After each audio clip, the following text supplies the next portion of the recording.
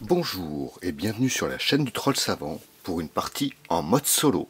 Aujourd'hui, nous allons vous faire découvrir Assassin's Creed Brotherhood of Venice. Venice plutôt, si on veut être dans l'accent. C'est un jeu de Triton Noir et Ubisoft en collaboration bien sûr pour obtenir la licence. Triton Noir avait déjà fait un jeu à licence issu d'un jeu vidéo qui était V-Sabotage, ou d'après son premier nom V-Commando, tiré du jeu Commando, qui était un très bon jeu que j'aimais beaucoup. Donc voilà, maintenant nous allons passer au contenu de la boîte. Et donc dans cette boîte qui est assez grande, un format, ça fait à peu près 40 cm par 30 cm sur une dizaine de centimètres de hauteur. C'est une boîte assez conséquente, assez lourde, qui fait 5 kg à peu près. Donc voilà, dans la boîte, nous avons déjà une protection plastique qui nous sera utile pour mettre dans le couvercle, pour mettre tous les tokens en cours de partie.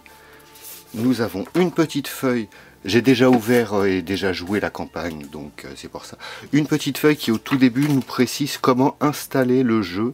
Nous avons 3 paquets de grandes cartes et 3 paquets de petites cartes à répartir dans les intercalaires que je vais vous faire voir. Donc ça c'est pour la préparation. Ensuite nous avons un livret de règles qui est très bien fait, avec des très belles illustrations de Ubisoft, avec un contenu de la boîte qui nous spoil un tout petit peu parce qu'ils nous font dire des tuiles moyennes dont une secrète et des petites tuiles dont 5 secrètes. Donc ils nous spoilent un peu, ils nous précisent que des enveloppes, il y a des enveloppes cachées qu'il faudra ouvrir qu'au moment opportun, un peu tous les personnages. Nous avons 5 personnages en figurines, les 4 joueurs plus Ezio Auditore. Ensuite, ce n'est que des standees dans cette version-là. Ensuite, les règles commencent. Une petite présentation des règles avec directement, on peut jouer sans avoir lu les règles, parce que les livrets de campagne est fait avec des scénarios d'introduction. Et ce que j'aime bien dans les livrets, c'est quand ils font un lexique en mettant les termes qu'ils utilisent et en les définissant. Comme ça, on n'aura plus à y revenir. Et ensuite, les règles sont par numéro, en fonction de ce que c'est. Par exemple, là, on a débuté, comment s'installer, là, les phases de tour. On a vraiment plusieurs... Ah, j'ai des marque-pages. On a plusieurs points, par exemple. Le point pour les armures qui nous précise qu'on ne peut pas enlever son armure, il faut la remplacer par une meilleure. Et voilà, il y a à peu près, il n'y a pas à peu près, il y a 51 points de règles, dont le dernier c'est joué sur plusieurs terrains. Et à la fin, nous avons un lexique qui nous rappelle tous les points de règles, à quel numéro c'est, pas la page, mais le numéro de la règle. Nous avons aussi 3 planches d'autocollants pour noter dans le journal de livret de campagne. Et ensuite, le livret de campagne avec les missions. Hop là, je mets dans la caméra. La séquence 0, mémoire 1, toute l'installation de la campagne, de la mission.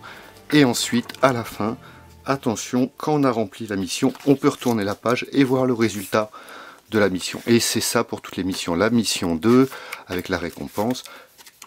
Et donc, toutes les missions, vous avez la mise en place que je vais vous préciser.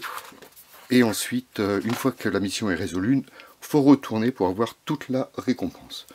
Et à la fin, nous avons 3 pages de journal des mémoires, où c'est là où on colle les autocollants. Ici, nous avons aussi les pistes d'expérience de toute la confrérie, c'est-à-dire quand on gagne des points d'expérience, tous les personnages gagnent de l'expérience. Et ce qui est bien dans le jeu, c'est précisé dans les règles, on peut intervertir les personnages entre chaque mémoire quand on veut. Ensuite, comme vous pouvez voir, j'ai des protections que je n'ai pas inventées de nulle part, c'est fourni avec la boîte. Celle-là, elle est fournie ici pour séparer les 3 paquets de cartes qui viennent de grand format que l'on répartit ici. Les cartes petit format sont dans un des petits trucs où il y a 2 paquets. Et ces 4 trucs, en fait, ça fait partie d'une grande planche qui était là-dessous pour un peu tout étaler. Et je les ai découpés à la bonne taille. Vous verrez pourquoi. Donc je les mets de côté. Dans la boîte, nous avons donc des tuiles. Il y a 3 tuiles grand format.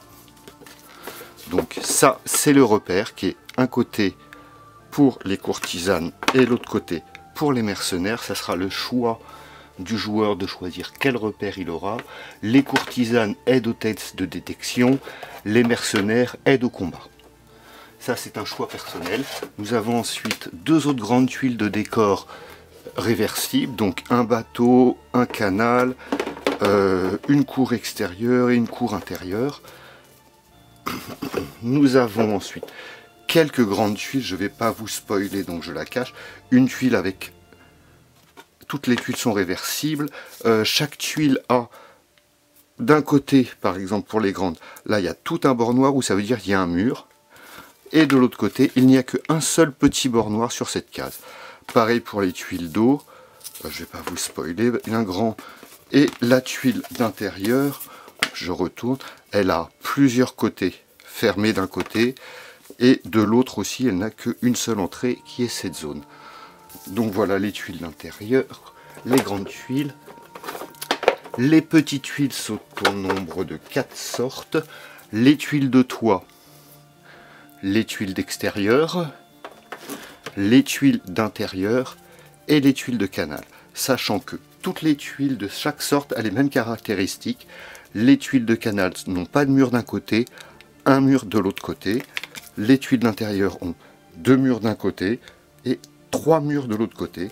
Et pour les autres tuiles extérieures, c'est pareil. Toutes les extérieures ont soit un mur d'un côté, soit pas de mur. Ça nous servira à faire les terrains. Il y a 6 enveloppes scellées où on ne sait pas ce qu'il y a dedans. C'est la campagne. La jolie boîte, la durée, sert à ranger tous les tokens. Je vais vous les présenter par la suite. Il y a comme mis dans le livret 3 tokens, 3 standees, le lion de Venise, un bateau et une machine de Léonard qui servent très très peu. Le plateau assassin sur lequel nous aurons la carte du personnage, la lame secrète, la lame, l'épée, l'attaque à distance et 5 équipements maximum. Et on glissera l'armure dessous. Et là, c'est les points de vie et les points d'action qui sont ici. Et les capacités qui viendront se rajouter par la suite. Ensuite, nous avons les 4 personnages. Par exemple, Alessandra. Hop là, j'essaie de vous la faire voir. Au point, là, il y a Bastiano, Claudio et Daria. C'est facile pour retenir les noms. C'est A, B, C et D. C'est les initiales. Et nous avons Ezio Auditore, dont j'ai fait vraiment une peinture très basique. Le personnage ne sert pas. J'ai fait seulement des petits brossages à sec pour lui donner un peu plus de texture. Voilà, les personnages sont très bien. Ensuite, dans le jeu, nous avons les cubes d'action, qui sont des cubes transparents. Nous avons les cubes rouges, qui sont les points de vie de nos assassins ou des ennemis, souvent des boss. Nous avons 4 assassins de base, assassins apprentis. On commence par un apprenti, 2 filles et 2 garçons. Donc on choisit au début n'importe lequel et ensuite on débloquera les personnages nommés. Nous avons 30 jetons d'arbalétrier qui sont les gardes basiques. Il y en a 30 parce que si on ne peut plus mettre de garde sur le plateau alors qu'ils nous en demandent, on a perdu la partie. Ensuite nous avons 10 fois chaque garde élite. Les gardes élites sont des gardes en fonction du niveau du scénario qu'on est. Si on est niveau 1, 2, 3 ou 4, il y a les gardes qui sont de plus en plus forts. Il y a même au niveau 4, c'est des canassons carrément, des gardes canassons qui font assez mal. Là j'ai mis les 10 gardes arbalétriers, gardes agiles qui sont les 10 gardes de base qu'on nous demandera. Nous avons 70 petits trucs pour mettre les standees. Donc, et ensuite nous avons pas mal de figurines qui sont soit les 4 courtisanes, soit 4 mercenaires, excusez-moi, qui sont là-dedans. Je ne vais pas vous les faire voir. Nous avons ensuite des NPC, soit gentils, soit méchants, et des personnages uniques. Il y a même un ours, je ne sais pas si vous pouvez le voir, un petit ours qui intervient dans des scénarios. Donc voilà un peu pour les personnages. Ensuite, le jeu, il est organisé. Je vais vous faire voir, par exemple, la première carte là. Chaque intercalaire que vous voyez, c'est soit... Ça, c'est pour ranger les personnages, faire les sauvegardes. Donc on les met de côté. Soit au début, ce sont les 4 personnages. Alessandra, Bastiano, Claudio, Daria. Et après, ce sont les mémoires. Donc je vais vous faire voir par la suite comment se fait l'installation des mémoires. Et à la fin, nous avons, pour les sauvegardes, 2 cartes. La carte du HQ, du repère. Et ensuite, derrière, on mettra les cartes du repère. Et derrière cette carte, qui est la carte de campagne, nous mettrons toutes les cartes qui nous sont utiles pour notre campagne. Et donc, voici un peu la présentation. Et il manquait des plateaux que l'on ne verra pas tout de suite dans les premiers scénarios, qui sont le plateau où l'on met les cartes des arbalétriers, les cartes des gardes d'élite, les cartes de renforcement des ennemis. Cette carte, elle est pour 2 maps, et celle-là, cette face est pour une seule map. On met le renforcement ici, pion d'alarme ici, et la défausse ici. Et ensuite, nous avons la carte nord-sud-est-ouest, la boussole. Et donc nous allons passer un peu à l'installation du premier scénario. Je vais vous laisser et faire un peu de place. Et donc nous voici pour la mise en place. J'ai un peu tout préparé à l'avant. J'ai sorti tout ce qu'il nous demandait pour un peu simplifier. Donc nous voyons là sur le livret de campagne, à chaque scénario, nous avons un terrain de mise en place avec tous les jetons dont nous aurons besoin pour la mise en place. Il y a les tuiles intérieures, les tuiles de toit, les tuiles de rue. Donc là, on voit bien, il y a 1, 2, 3, 4 tuiles intérieures, 3 tuiles de toit, 4 tuiles de rue. Donc on peut les prendre au hasard. Ensuite, nous avons besoin de, j'ai oublié de les préparer, 4 socles d'objectifs, j'appelle ça les hand spinners, avec des jetons d'objectif à 1, hop là c'est un peu flou, excusez-moi. Nous avons besoin d'une station de voyage, 3 pions de rappel pour nous rappeler les règles et 3 arbalétriers. Et donc faisons la mise en place telle qu'indiquée. J'ai donc une installation avec, il me demande de poser une pièce avec une seule entrée, orientée comme ça. Et je vais mettre une tuile intérieure, tiens ça va être notre entrée ici à nous, hop. Hop, hop, on va faire 3 petites tuiles comme ça, une tuile de toit ici, je vais tout recadrer après, hop là, hop là, hop là, ici on a une tuile de toit qui est ici, on a une tuile de toit qui est ici, ici une seule entrée, ici on a 2 entrées, on peut passer donc, et ici une seule entrée. Donc ça, c'est le plateau installé tel qu'il nous le demande dans le livret de règles, dans cette configuration. Ensuite, nous mettons la station de voyage ici. Hop, on la va pas bien, la station de voyage ici. On a des objectifs à remplir. Ici, ici, ici et ici. Qui en fait, dans le scénario, c'est libérer des assassins. Nous avons 3 arbalétriers qui protègent l'objectif et lui qui est là. Ils nous disent de mettre des pions de rappel. En fait, c'est pour se rappeler un point de règle pour les tests de détection. On met nos 2 apprentis assassins à la station de voyage et ils nous disent de mettre au final notre pion d'alarme côté vert, de prendre des dés pour la détection.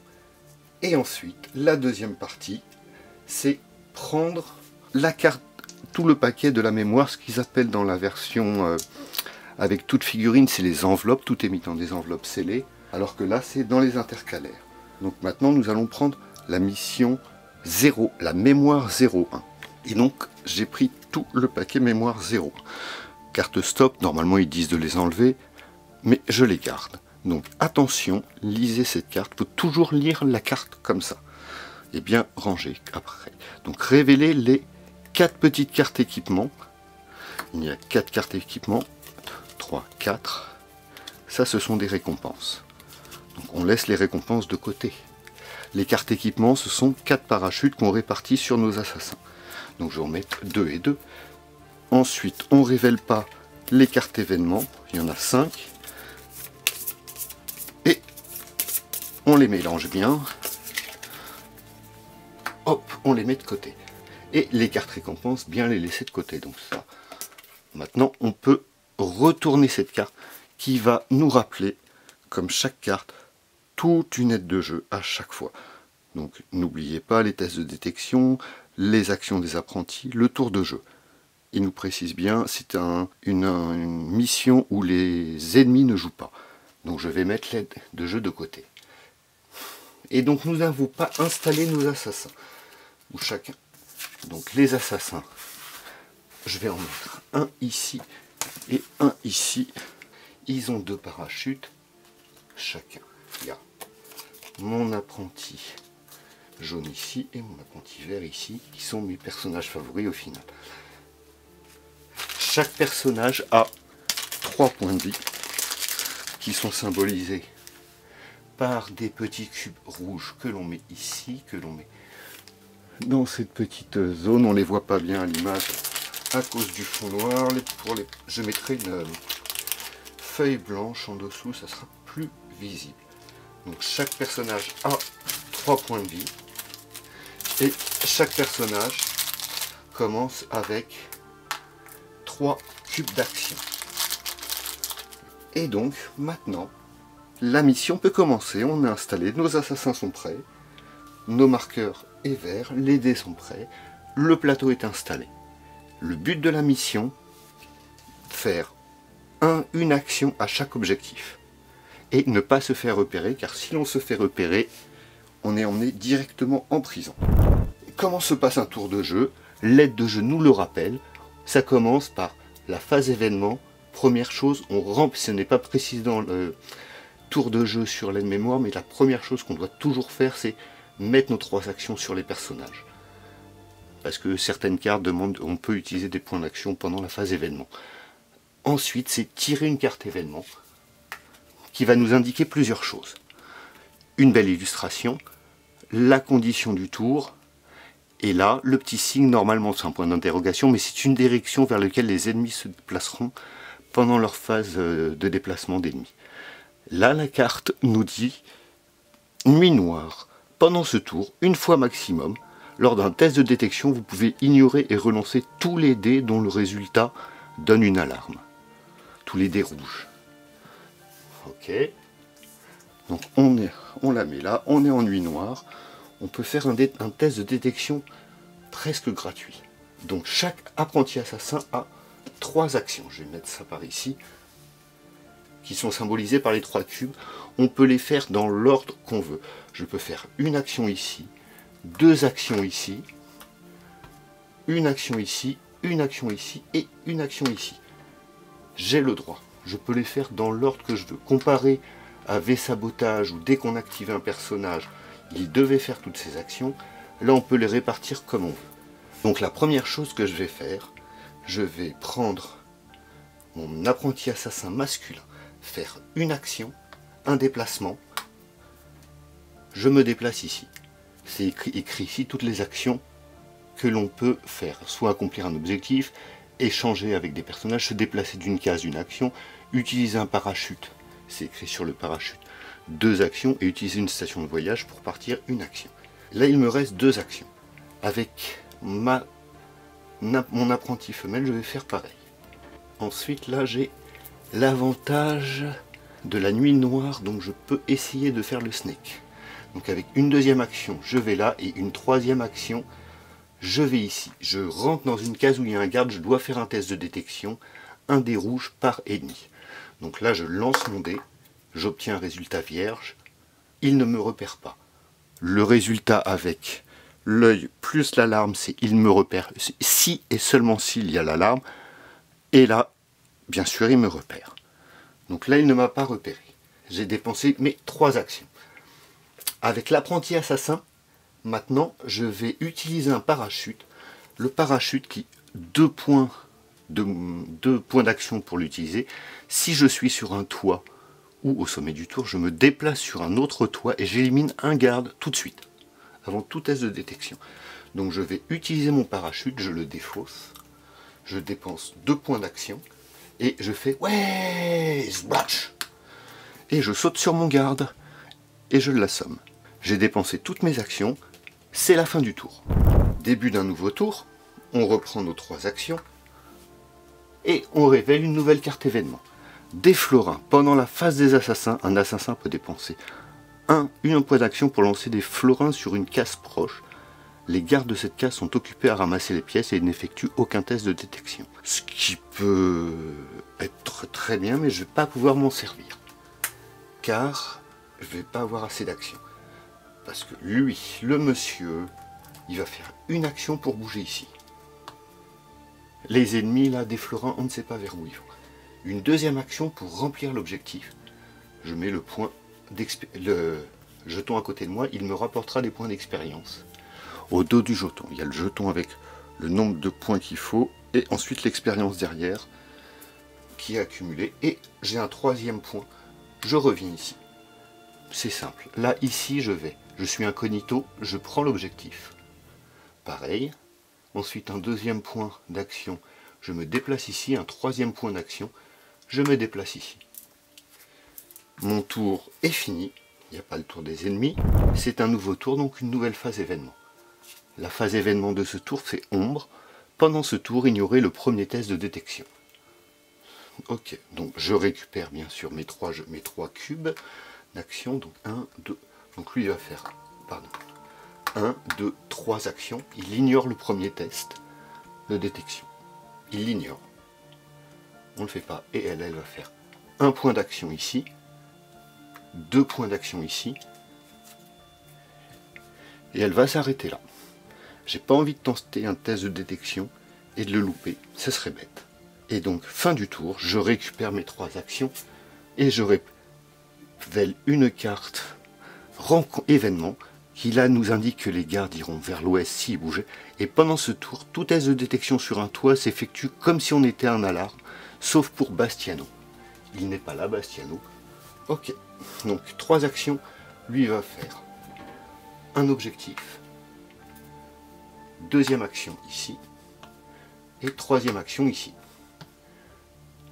Notre copine va dépenser 2 actions, utiliser un parachute pour faire ça, et sa dernière action, elle descend ici. Et c'est la fin de mon tour, tout le monde a joué. La dernière carte événement. La dernière carte événement, corruption. Pendant ce tour, tout assassin vient rechercher après un test de détection. On peut choisir de défausser un objet, mais de toute façon, 1, 2, 3, je m'en vais. 1, je m'en vais. Là, la mission est finie.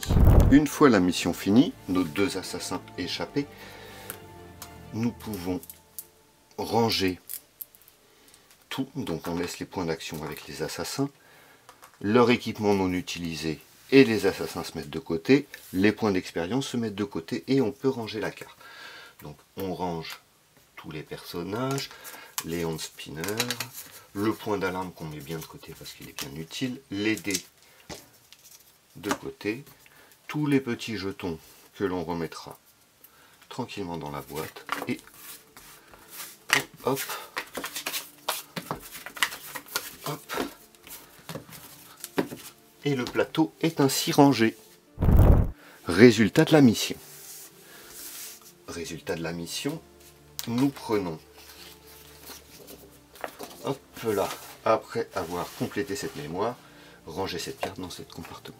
Nous prenons donc le résultat. Bien joué les jeunes apprentis, on a libéré tout le monde. Maintenant on sort les cartes de rang de récompense. Il y a 5 cartes de récompense. Il y a des épées communes et une lame cachée qui est réservée à Claudio. Donc on n'a pas encore Claudio parce que va falloir bientôt prendre ses personnages. On pourra bientôt choisir son personnage. Donc les épées communes, on va les équiper ici on les mettra dans les emplacements de chaque personnage, mais pour l'instant je les mets de côté. C'est dans notre équipement qu'on a récupéré, ainsi que les parachutes. Entre chaque mission, on peut se rééquiper tranquillement. Ensuite, ils nous disent de journal des mémoires. Faites la somme des points d'expérience. Donc tous les objectifs qu'on a récupérés ont des points d'expérience. Nous avons 8 points d'expérience. Et donc quand on prend à la fin dans le journal des mémoires, nous prenons dans la case d'expérience et on entoure le chiffre 8. La prochaine mission, par exemple, si on récupère 10 expériences, on passera de 8 à 18, etc., etc. Et le niveau 1, il passe à points d'expérience 25, 55, 95 et 125. Et quand on atteint ça, on récupère des cartes de récompense de pouvoir. Donc là, on a 8 points d'expérience qu'on note. On a fait à 100%, on a respecté la règle de synchro où pas plus d'un apprenti assassin était recherché. Donc on colle l'autocollant, il nous donne un exemple. Retour à la villa, on se replie, c'est soit on met tout ça de côté, on met les cartes d'apprenti assassin dans les enveloppes et on range un peu tout. Petite chose que j'ai oublié de préciser, à quel endroit il disait de choisir notre assassin, c'était juste ici. Une fois qu'on a rempli les trucs, les objectifs, hop là, hop, choisissez votre assassin, lire le point 12. Et donc je vais choisir mon assassin, c'est carrément derrière. Il y a l'apprenti assassin d'un côté et le personnage niveau 0. Et moi je vais choisir Claudio pour récupérer sa lame cachée. Et je vais choisir Alejandra. Ah ben non, Daria, pardon, excusez-moi. Et je range mes figurines d'apprenti assassin. Je n'en ai plus besoin pour l'instant. Et maintenant, Daria et Claudio arrivent.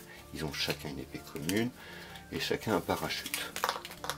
Et ça reste dans la villa, c'est dans notre équipement pour tout le monde. Et donc la mission est finie. Et nous allons passer à la mission 2 pour présenter un peu plus de choses du jeu.